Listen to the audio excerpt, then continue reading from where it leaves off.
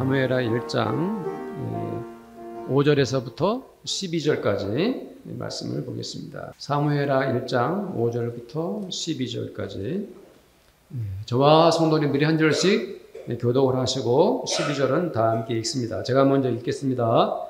다윗이 자기에게 알리는 청년에게 묻되 사울과 그 아들 요나단이 죽은 줄을 네가 어떻게 아느냐?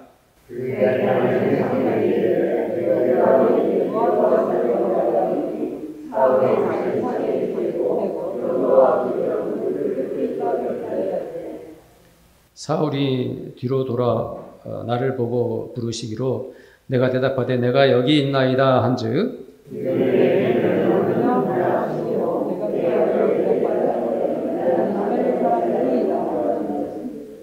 또 내게 이르시되 내 목숨이 아직 내게 완전히 있으므로 내가 고통 중에 있나니 정하건대 너는 내 곁에서 서서 나를 죽이라 하시기로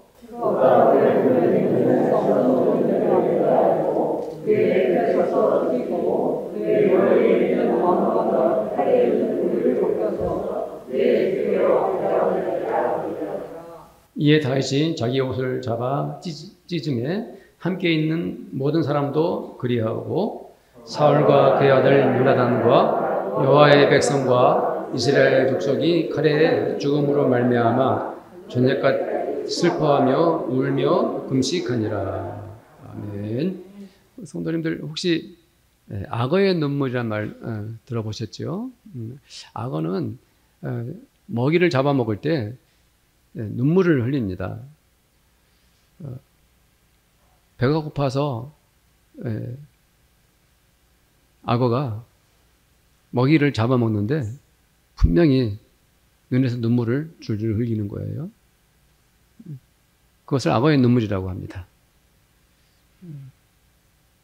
그럼 먹잇감이 불쌍해서 눈물을 흘리는 것일까요? 네, 물론 아닙니다.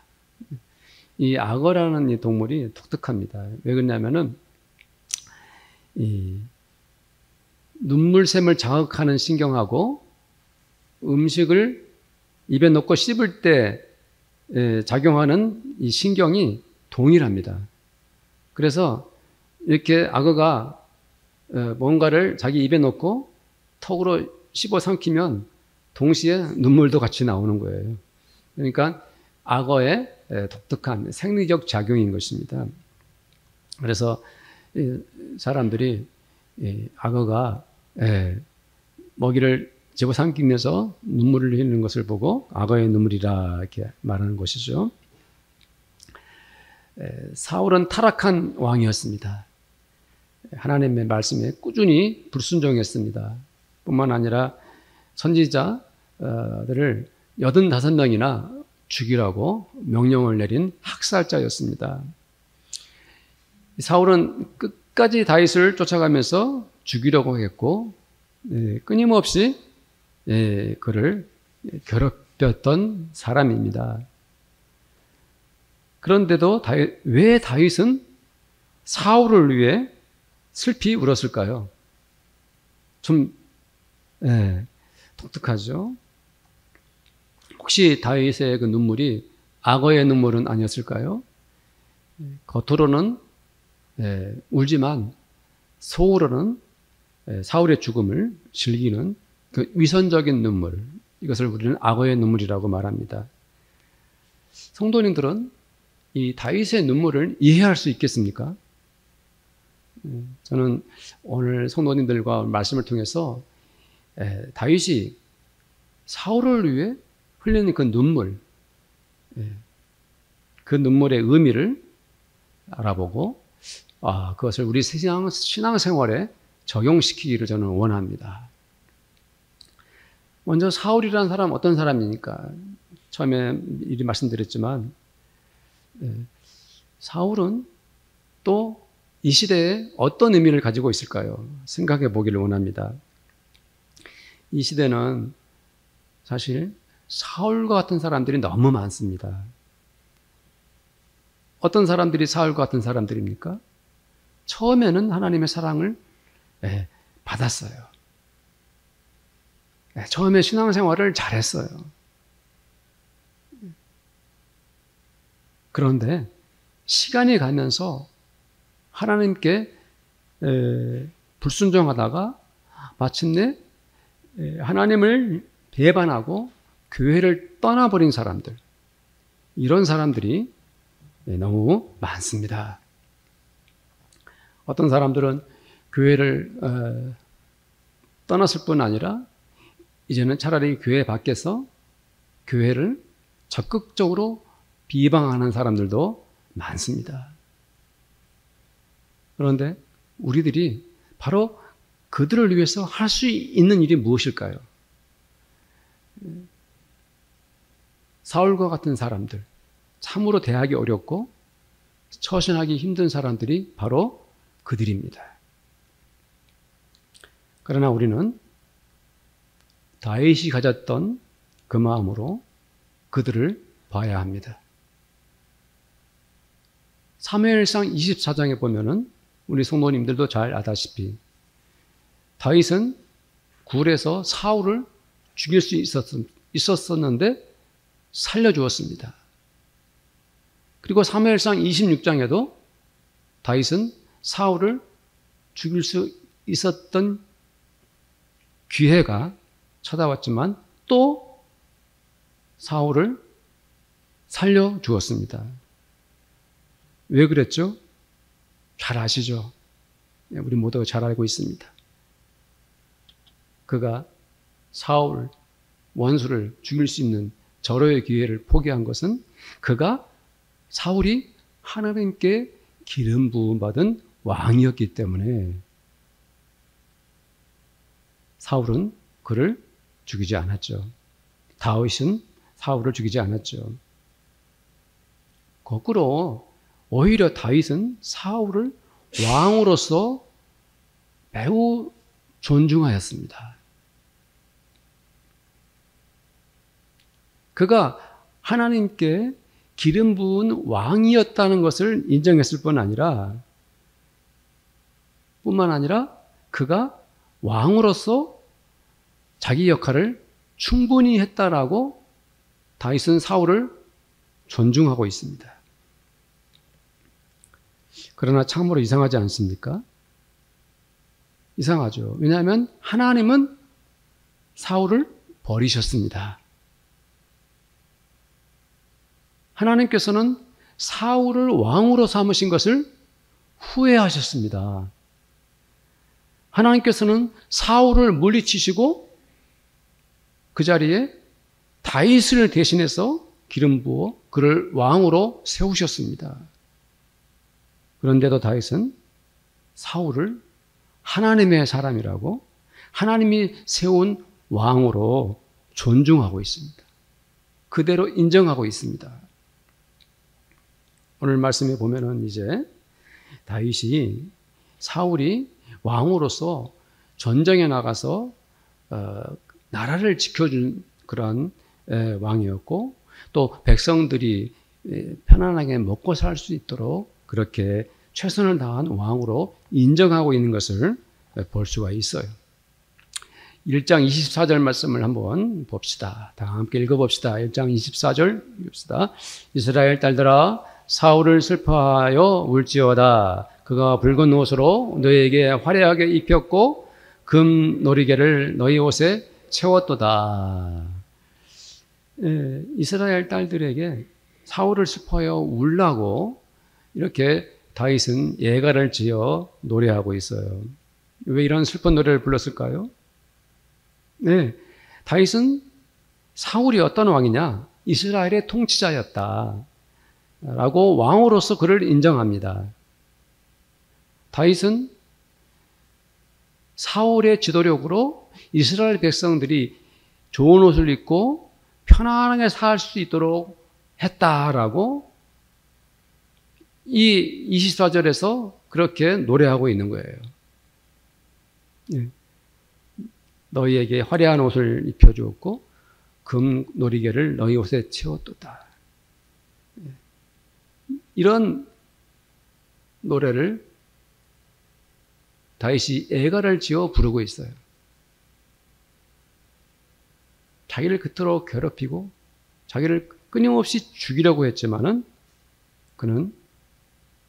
다윗은 사울은 백성들을 위해 최선을 다한 왕이었다라고 인정하고 있는 것입니다. 또 다윗은 사울이 얼마나 용맹한 왕이었는가 하는 것을 슬픈 노래 애가를 불렀지요. 23절이죠. 한번 읽어봅시다. 시작.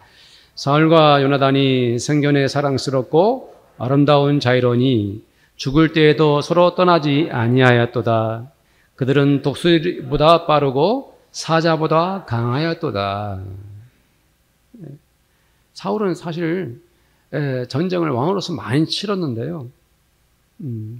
대부분 사울은 승리했던 왕입니다. 그는 한 군사로서도 독수리보다 용맹하고 사자보다 강했지만 나라를 지키는 그런 왕후의 자격으로도 부족한 것이 없었다라고 다윗은 사울을 기억하고 그렇게 노래하고 있는 것입니다. 거기 그렇게 기록되어 있지 않습니까? 성도님들, 다윗이 사울을 그렇게 존중하는 마음을 보면서 어떤 생각이 드십니까? 우리는 큰 도전을 받습니다. 다윗이 사울 왕에게 그토록 괴롭힘을 당하고 그렇게 수없이 목숨을 잃을 뻔했는데도 그를 존중하고 있는 것. 참 이상하지 않습니까? 이해가 되지 않습니다. 다시 한번 성도님들께 여쭤봅니다. 다윗은 왜 사울을 그렇게까지 존중하고 있는 것입니까? 거듭 말씀드리지만 하나님께서 사울을 택하셨고 하나님께서 그에게 기름 부어 왕으로 삼으셨기 때문에 다윗은 그를 이렇게까지 존중하고 있는 것입니다. 그렇다면 이 시대의 사울과 같은 사람들을 볼 때 우리는 어떤 눈으로 그들을 봐야 하겠습니까? 바로 그들이 한때는 하나님을 믿었던 사람들이었고 교회를 다녔습니다. 그들이 지금은 하나님을 배반하고 하나님을 떠나버렸지만은 신앙생활을 했던 사람들입니다. 즉 그들이 한때는 하나님의 은혜를 받았던 사람들이죠. 그들이 과거에는 하나님의 자녀였습니다. 하나님께서 택하셨던 백성이었습니다. 베드로전서 2장 9절 말씀 모니터 보면서 함께 읽읍시다. 시작. 그러나 너희는 택하신 족속이요 왕같은 제사장들이요 거룩한 나라요 그의 소유된 백성이니 이는 너희를 어두운 데서 불러내어 그의 기이한 빛에 들어가게 하신 이의 아름다운 덕을 선포하게 하려 하시니라. 이 말씀이 너무 은혜롭죠? 좋아하는 말씀이죠. 그런데 하나님을 배반하고 떠나버렸고 이제 세상으로 가버린 그들도 과거에는 이 말씀을 듣고서 아멘하고 고백했고요. 택하신 족속이었고 왕같은 제사장들이었고 거룩한 나라였고 그의 소유된 백성이었습니다. 요한복음 1장 12절 13절 말씀도 함께 읽어보겠습니다. 시작.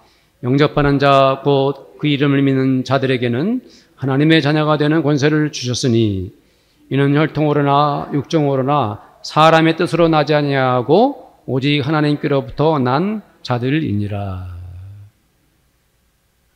이 말씀도 얼마나 우리에게 힘이 되고 은혜가 되는 말씀입니까? 그들은 분명 옛날에는 바로 하나님의 자녀였고 하나님께로부터 난 사람들이었습니다. 그러나 지금은 세상으로 가버렸습니다. 에베소서 1장 4절 5절 말씀에도 우리가 잘 아는 말씀이지만 한번 또 읽어봅시다. 시작. 곧 창세전에 그리스도 안에서 우리를 택하사 우리로 사랑 안에서 그 앞에 거룩하고 흠이 없게 하시려고 그 기쁘신 때로 우리를 예정하사 예수 그리스도로 말미암아 자기의 아들들이 되게 하셨으니. 아멘. 그들도 지난날에는 창세전에 택함을 받았었고 구원받을 예정대로 하나님의 아들, 딸들이었습니다.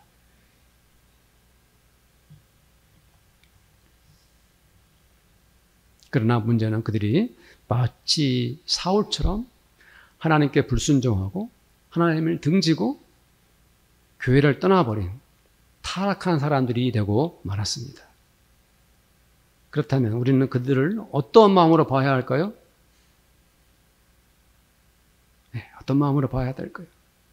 그렇습니다. 우리들도 다윗처럼 그들을 존중해야 합니다. 왜냐하면 그들은 한때는 하나님께 택함을 받았고 하나님의 아들, 딸들이었고 천국의 시민들이었기 때문입니다. 그들도 과거에는 성령의 사람들이었습니다. 우리는 그 사람들이 다시 주님께로 돌아오기를 기다리면서 그들이 아직도 같은 성도요, 우리의 형제 자매가 될 것을 생각하면서 그들을 존중해야 하는 것입니다. 다윗이 사울을 위해 가졌던 그 마음을 우리가 가져야 합니다. 하나님을 배반하고 하나님께 불순종하여 교회를 떠난 사람들이라 할지라도 우리는 그들을 끝까지 존중하고 포기하지 말아야 합니다. 그리고 다윗은 사울을 위해 슬퍼하며 울었습니다. 다윗은 진심을 다해 사울을 위해 슬퍼한 것입니다. 하나님을 배반하고 하나님께 불순종한 자를 위해 그렇게 슬퍼하며 운다는 것은 매우 독특한 상황입니다. 그렇죠? 우리는 다윗의 눈물을 보면서 또다시 도전을 받습니다. 우리는 과연 하나님을 떠나버린 사람들을 위해 눈물을 흘릴 수 있겠습니까? 혹은 흘려야 하는 것입니까? 눈물을? 어떻게 생각하십니까? 우리 성도들에게 어떤 사람들이 하나님을 떠난 이들입니까? 아니면 도대체 누가 하나님을 믿지도 않고 교회에도 나오지 않고 있습니까?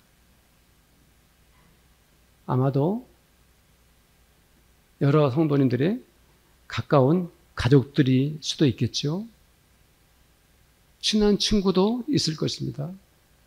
오랫동안 가까이 지내던 지인들도 있겠죠.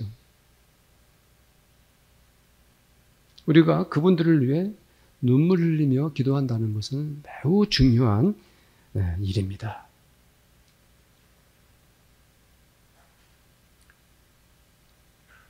아무리 매일 같이 살아가는 가족이라도 그 가족이 하나님을 믿지 않는다면 우리는 그 가족을 위해 눈물을 흘려 기도해야 합니다. 부모님이 아직 교회에 오지 않는다면 하루라도 빨리 우리 부모님 주님을 영접하게 해달라고 기도해야 합니다. 내 자녀가 하나님을 떠났다면 우리는 그 아이들을 위해 슬퍼하며 부르짖어야 합니다. 내 아내가 혹 내 남편이 아직도 예수님을 믿지 않고 있다면 우리는 또 그들을 위해 울며 기도해야 합니다. 나의 친구를 위해 슬퍼하며 눈물 흘려 기도해야 합니다. 우리 성도님들은 하나님을 떠나버린 그들을 위해 눈물을 흘리며 기도하고 있습니까? 우리나라에는 아까도 말씀드렸지만 사울처럼 하나님을 배반하고 하나님을 떠나버린 사람들이 너무 많습니다. 우리는 그들을 가나안 성도라고 부릅니다. 가나안 성도. 이스라엘 백성들이 광야 생활을 마치고 들어갔던 그 가나안 땅, 그 가나안이라는 이름인데 재미난 것은 이 출처가 정확한지 모르겠지만 그 가나안을 뒤집으면 거꾸로 말하면 안나가입니다. 안 나가는 성도를 가나안 성도라고 부르는 거예요. 그런데 그분들이 주장하는 것은 뭐냐면 나는 하나님을 믿는다. 나는 기독교인입니다. 나는 예수님을 믿는다. 그러나 나는 교회는 가지 않는다. 내가 하나님을 믿는데 왜 꼭 교회를 가야 되느냐? 나는 교회가 싫다. 이런 생각, 이런 주장을 하는 거죠. 교회에 대한 그러한 혐오감을 가지고 있는 것입니다. 또 어떤 이들은 교회에서 성도들에게 받은 상처가 깊어서 교회를 안 나오기도 합니다. 바로 그러한 가난한 성도들을 위해서도 우리가 기도해야 하는 것입니다. 그들을 위해 슬피 기도한다는 것은 그들을 향한 우리가 가진 그 사랑의 마음을 포기하지 않는다는 거예요. 그들을 기억하고 지속적으로 기도하는 것을 의미하는 거예요. 만약 우리가 그들을 위해서 기도하는 것을 멈춘다면 이제는 우리가 그들을 우리 스스로도 포기하고 있다는 것을 보여주는 거예요. 기도란 그런 것입니다. 내가 그를 위해 혹은 그들을 위해 기도하지 않게 되는 순간부터 우리는 그들에게서 관심이 멀어지게 됩니다. 그리고 마침내 우리는 그들과 상관없는 인생을 살아가게 되는 거죠.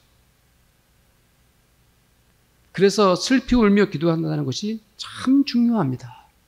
너무너무 중요해요. 그것은 아직도 내가 그 사람들을 마음에 품고 그들을 아까워하면서 안타깝게 여기면서 그들이 주님께 돌아오기를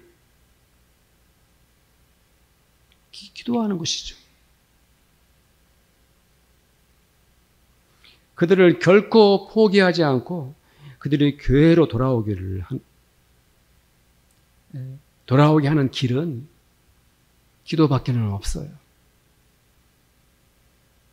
그러나 한국의 많은 크리스찬들이 이 기도를 안 드리고 있는 것 같아요. 너무도 안타깝습니다. 며칠 전에 9살 어린아이가 60대 만취한 운전자의 차에 치여서 세상을 떠났습니다. 4명을 치었는데 그 중에 한 아이는 뇌 수술을 받고 회복 중에 있다고 합니다. 그 어린아이의 부모는 그 아이의 이름과 얼굴을 공개하고 이 60대 남성이 엄벌을 받기를 원한다라고 언론에 호소했습니다. 저도 그 뉴스를 보는 순간 나도 모르게 눈물이 흘러나왔습니다. 그 아이가 너무 불쌍하고 또 그 아이를 잃은 부모와 그 가족들이 얼마나 마음이 아플까. 제 마음도 찢어지는 것 같았습니다. 그러나 제가 얼마나 그 아이와 그 가족들을 위해서 슬퍼할 수 있을까요? 하루 이틀 지나면 금방 잊고 맙니다. 왜 그렇죠? 그분들은 저와 상관이 없는 사람들이기 때문에 그렇습니다. 그 부모님들은 평생토록 그 아이를 품고 슬퍼하며 인생을 보내겠지만 저는 하루 이틀이면 잊고 맙니다. 그렇습니다. 우리가 슬피 울 수 있는 사람들이 나의 관심에서 사라지기 시작하는 순간부터 우리는 그들과 상관이 없게 되고 맙니다. 내가 그들을 위해 울지 않는 그 순간부터 그들은 이제 점점 더 주님께로부터 멀어지게 되는 것입니다. 심지어 내가 늘 만나고 대화를 하고 지내는 가족이라도 친한 친구라 할지라도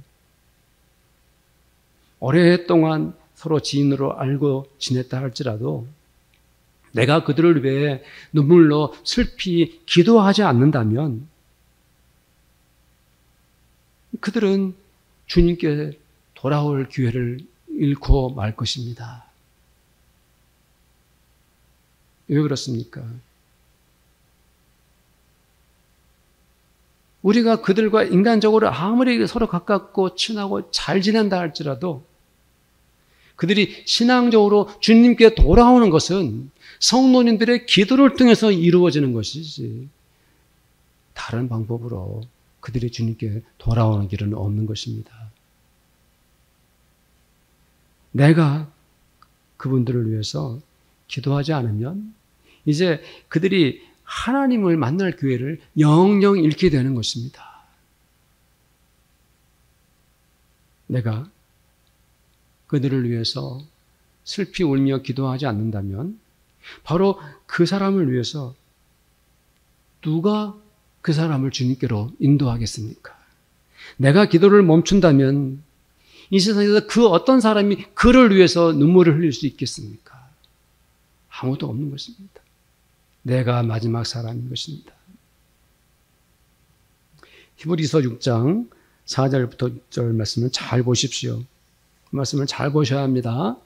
한번 읽어봅시다. 시작. 한번 빛을 받고 하늘의 은사를 맛보고 성령에 참여한 바 되고 하나님의 선한 말씀과 내세의 능력을 맛보고도 타락한 자들은 다시 새롭게 하여 회개할 수 없나니 이는 그들이 하나님의 아들을 다시 십자가에 못 박아 드러내놓고 욕되게 함이라. 하늘의 빛을 받고 하늘의 은사를 맛받고 성령의 참여만 됐습니다. 하나님의 선한 말씀을 내세의 능력을 경험했던 사람들입니다. 그들이 타락했어요. 그들은 드러내놓고 노골적으로 하나님의 아들 예수를 다시 십자가에 못 박고 욕되게 한 사람들입니다. 그 사람들은 구원 못 받아요. 구원에 이를 수가 없는 것입니다.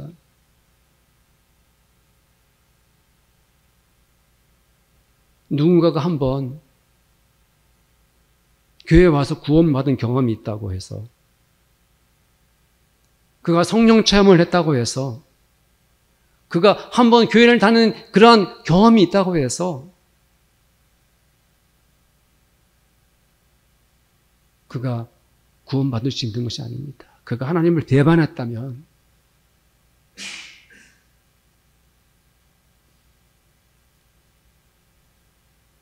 예수 그리스도를 드러내놓고 욕보이고 있다면 그들은 구원에 이를 수가 없는 것입니다.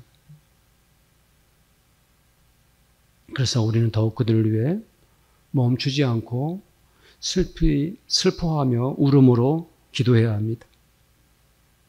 그들은 비록 타락했지만 다시 주님께 돌아와 회개하고 주님께 용서를 받아야 합니다. 그들이 구원 얻는 길은 그 길밖에는 없어요. 그러면 그들도 하나님의 아들, 딸들이 되는 것입니다.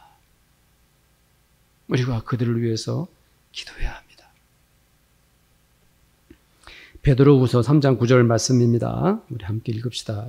시작. 주의 약속은 어떤 일이 더디다고 생각하는 것 같이 더딘 것이 아니라 오직 주께서는 너희를 대하여 오래 참으사 아무도 멸망하지 아니하고 다 회개하게 이르기를 원하시나이다. 아멘. 아무도 멸망하지 않고 다 회개하기를 원하시는 것이 주님의 마음이에요. 그 사람들이 바로 타락한 사람들도 포함되는 것입니다. 주님을 떠나버린 사람들을 위한 마지막 구원의 끈은 우리 성도들의 눈물의 기도에 달렸습니다. 그들이 비록 사울처럼 하나님께 불순종하고 교회를 떠났지만 우리는 그들을 잊지 않고 포기하지 않고 다시 슬피 울며 눈물로 기도해야 합니다. 눈물을 흘리며 씨를 뿌리는 자는 기쁨으로 거둡니다. 믿으시기를 바랍니다. 울며 씨를 뿌리러 나가는 자는 반드시 기쁨으로 그 곡식단을 가지고 돌아옵니다. 우리 함께 기도하기를 원합니다. 우리 함께 기도합시다. 주님을 떠나버린 사람들을 존중하고 사랑하는 마음을 끝까지 지키면서 그들을 위하여 슬피 울며 기도하기를 원합니다. 그들의 교회로 돌아와 주님의 거룩한 품에 안기기를 위해서 우리 함께 기도하기를 원합니다. 하나님 아버지, 다윗이 가졌던 그 마음은, 사울을 향한 그 마음은 우리에게 큰 도전을 줍니다. 하나님 아버지, 다윗은 사울을 끝까지 존중했습니다. 왕으로서 존중했고 기름 부음 받은 하나님의 사람으로 존중했습니다. 하나님 아버지, 우리가 하나님을 배반하고 타락한 그들을 오 주여 끝까지 돌아오기를 기다리는 마음, 그 한 마음으로 그들이 다시금 주님의 교회로 돌아와 주님의 거룩한 품에 안길 수 있도록 우리가 눈물로 기도하기를 원합니다. 슬퍼하며 기도하기를 원합니다. 그의 이름을 부르며 그의 얼굴을 기억하며 애통해하며 기도하기를 원합니다. 내가 그를 위해 기도하지 않으면 누가 그를 위해 기도할 수 있겠습니까? 내가 그를 위해 눈물 흘리지 않으면 이제 그 사람을 위해 눈물 흘리는 사람은 아무도 이 세상에 존재하지 않게 될 것입니다. 그를 영영 아버지 하나님의 품에서 아버지 하나님 떠나가게 할 것입니까? 우리는 그들을 위해 눈물로 기도해야 됩니다. 오, 기도하기를 원합니다. 그들이 주님의 거룩한 품으로 돌아올 수 있도록, 주님의 교회로 돌아올 수 있도록 우리 주 하나님 아버지 하나님 품에 안길 수 있도록 우리는 그들을 위해 눈물을 흘리며 기도하기를 원합니다. 슬퍼하며 안타까워하며 가슴을 치며 기도하기를 원합니다. 주여 부디 그들을 주님의 품으로 다시 안아 주시옵소서. 그들을 다시금 구원시켜 주시옵소서. 우리 주 예수님의 이름으로 기도드립니다. 아멘.